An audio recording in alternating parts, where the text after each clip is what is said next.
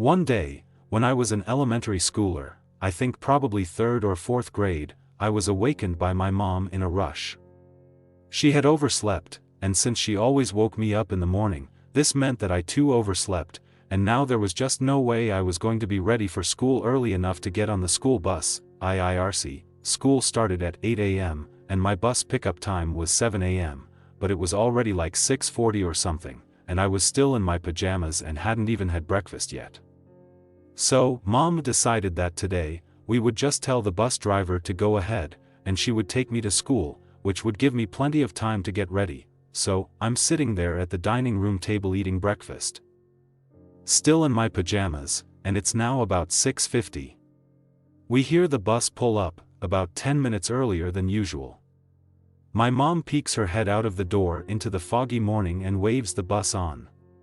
She closes the door and comes back inside, but the bus doesn't pull away. There's a knock at the door, and Mom opens it to find a man in a bus driver uniform.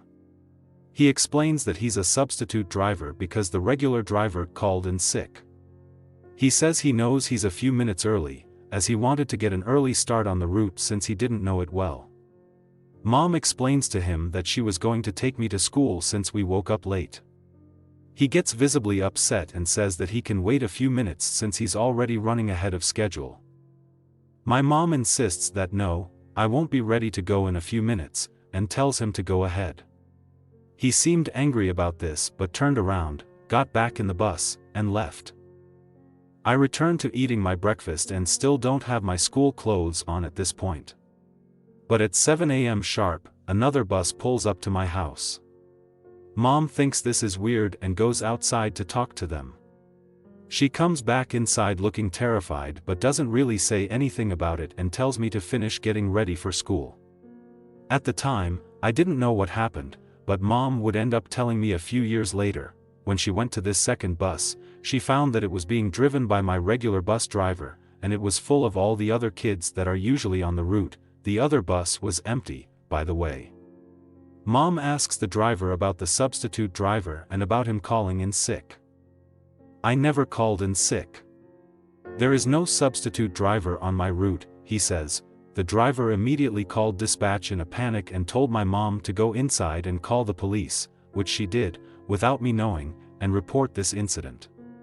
There was absolutely no one doing my driver's route that day. Whoever this was most likely a kidnapper who had targeted me. I never heard anything about it again. Not even if someone else had ended up being picked up by this mysterious fake bus driver. But chances are, had I gotten on that bus, would have never made it to school or back home. And if Mom hadn't overslept on that specific day, I would have been on that bus. I was 13 years old at the time and on vacation with my parents in Turkey. We were in an all-inclusive hotel and enjoying the holiday. The hotel was full of tourists from different countries. There was this one guy, around 20, who was staring at me for some time. I felt uncomfortable and asked him how he was doing. Wrong choice. The next few days, everywhere I went, he also suddenly appeared. Not flirting, just lurking for hours and watching me. He had a really strange vibe around him, and I felt I shouldn't be alone with him. Now, I was still young, so my parents didn't want to leave me alone in a foreign country. So he could not bother me. But one night there was entertainment in the hotel, which became boring to me after some time. I told my parents I wanted to go to my own hotel room, and I would see them in the morning. I left and walked to the elevator. What I didn't know was that the guy who had been watching me for days saw me leaving, and he had followed me. When I saw him also coming in, I was in great fear. He looked at me silently with a sinister smile. This is it, I thought. Grape, assault, or maybe even worse, and just before the doors of the elevator were closing, someone stuck his boot between them to prevent the doors from closing. I am not kidding. All I could see was a boot. The doors opened, and it was my dad. He saw that the creepy guy was leaving at the exact time I had left and didn't trust it. He looked the guy in the eye and said hello. My dad took me to my hotel room. To this day, I am so glad for the rescue because I don't want to know what would have happened if he didn't. This just happened a few days ago, and I'm extremely shaken up. Some backstory. I live on the second floor of a 3-level apartment. We have a crawlspace that connects all the apartments. We aren't sure why it's there, but we all have stuff in it, and none of us would ever even attempt to go inside of it, so we still felt pretty safe. The other night, the sun was setting, but it wasn't pitch black out or anything yet. I'm walking through my living room when I see a short woman on my fire escape looking into my windows. This is extremely bizarre considering it's still semi-light out, and she had to literally get onto our fire escape somehow. We have 2 windows that the fire escape reaches. And she was looking in both but didn't see me. I crawled onto the ground, and my heart was racing as I watched her try to open the windows. I didn't know what the heck to do because my phone was in the other room. After what seemed like an eternity, she finally left. I went into my room to get my phone to text my landlord and call the cops. I came back into the living room and was looking out the windows to see if I could locate her when all of a sudden I hear a weird noise coming from the ceiling. We have one of those tile ceilings made out of separate slabs of cork/wood. I look up to see one of the slabs lifted up, and 2 eyes staring at me. I have no clue how she got into the crawlspace so quickly. But I grabbed the nearest thing next to me, which was a broom, and started hitting her with it through the ceiling and called the cops as soon as she crawled away. They showed up and searched the place and didn't find her until a few days later when she was on someone else's fire escape. The cops said she was definitely on some hard drugs and that she was violent towards them. I'm glad she's gone, but whoever that crazy lady that came through my ceiling was. A little backstory. When I was 19 I lived with my mom in a ranch-style house on a road that backed up to a large field. On the other side was the main highway. About half a mile down from me was a loony farmer, and about a mile on the other side of me was pretty much a crack house. I guess someone used to live there, but it was run down. I will say that the crackheads were pretty quiet. Other than those 2 houses, we were isolated. At the time I was working full-time and going to school full-time. One of my classes ended at 10:30 p.m. I often wouldn't get home that day of the week until about 11:15-ish. I was driving home one night and I noticed some guy walking down the road. He had a yellow shirt and track pants. I remember his outfit because it was stupid. It wasn't weird to see people walking down my road because of the whole crack house thing, but I instinctively looked over at him when I drove past. He turned and smiled and waved, which freaked me the fuck out, so I speed the half-mile home and pull into the driveway, weirded out. I made sure all the doors and windows were secure and then sat on the couch to be a paranoid freak and wait to make sure the dude walked past my house. Except he didn't. And there was another guy with him, dressed in darker clothes. They actually walked up my driveway and started playing around with my car, testing the handles and stuff.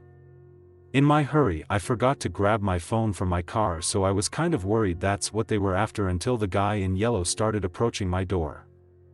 I'm freaking out, so I go and wake my mom up. She's bleary and I'm trying to explain the situation when we both hear the doorknob turn very slowly. Good thing it was deadbolt.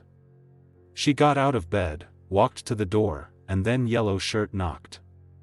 I perched up on the couch so I could get a good look at him and his friend, still in the driveway.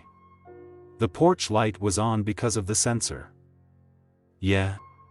My mom said, "You dropped your wallet." I told my mom that I had my wallet, it was in my purse, so she calmly told him that she had her wallet and it was too late to be knocking on people's doors. I remember perfectly what he said next, even though this was about 6 years ago. "Okay. I'm not a bad guy, just so you know." We were all pretty still. No one moved, not even the guy at the door. Not even when the porch light went off. Then he tried the handle again. My mom told me to call the cops so she could get the gun, and I told her I didn't have my phone, so she walked to the kitchen to grab hers from the charger.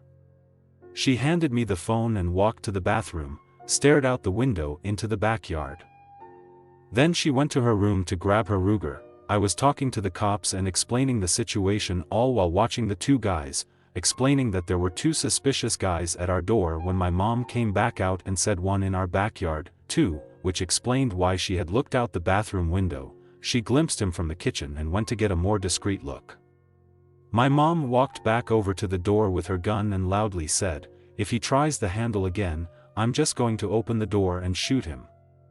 Heck knows why she said that instead of waiting for the cops to arrive, but the guys took off down the road.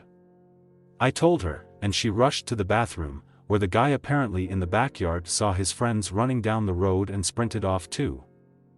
They were going in the direction of the crack house. The cops searched our house and our yard and went to the drug house, where they found 5 dudes hanging around. One was the yellow shirt guy, and I'm assuming his friends were with him. They did get arrested, and nothing weird like that ever happened again, but I was on edge for a while. I still make sure the doors are locked at all times every day, even though I live in a much nicer area now. I apologize in advance since I'm not a good writer, but I'll do my best to share my experience. To better paint the picture, here is a description of myself at the time of this incident. 3 years ago, I was 5 feet 5 inches, a 26-year-old woman, with medium-length bleach blonde hair, curvy at 175 pounds, wearing black high-waisted tights, and a pink crop top. 3 years ago, I was walking home late at night from my friend's house. It was dark, and at the time, I lived in a rough part of a large city. I've had many sketchy situations that I have gotten myself out of, so I guess I felt sort of invincible, like nothing truly scary could happen to me. When I walk alone, I always stay very alert and aware of my surroundings for my own safety, just in case. About halfway home and roughly 10 minutes to my apartment, I noticed a van started tailing me. I was used to this since in my city, it's very common for a young woman in a rough area to get propositioned for sex. It's embarrassing how desensitized I was. I did my usual and crossed the road so that I would be walking beside the traffic heading in the other direction. I wasn't scared, just annoyed. The van then turned down a side street, then back onto the road I was on and pulled up to me. At this point, I still wasn't scared. Again, this has happened so many times, and it never mattered if I was wearing something that showed more skin, or if I was wearing a winter coat zipped from just below my chin all the way down to my ankles.